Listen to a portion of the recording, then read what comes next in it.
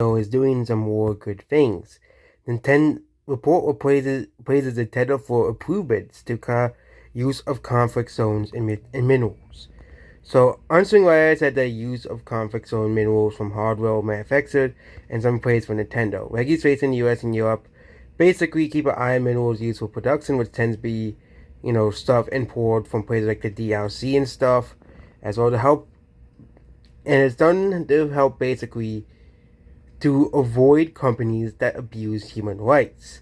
Unlike a certain 300 million subscriber channel that we often mention how he shamelessly promotes the PS5, well, it seems that Nintendo is more humanitarian than him. So, for Nintendo, 100% of its minerals have passed its audit this year. The company was at 95% previously as well. Yeah, Nintendo continued to put visits with its partners in the DLC in neighboring countries, which is a good sign as well. And Nintendo has basically said yes. They're not sourcing it out of affiliated or high risk area, ensuring that it wasn't funding human rights abuses as well.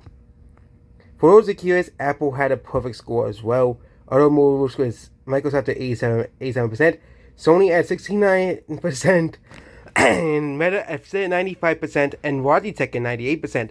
So of course, Sony is far behind Nintendo on this category. Microsoft is doing far better than Sony on this category too. Okay, so that means Sony is the least humanitarian of the major console manufacturers.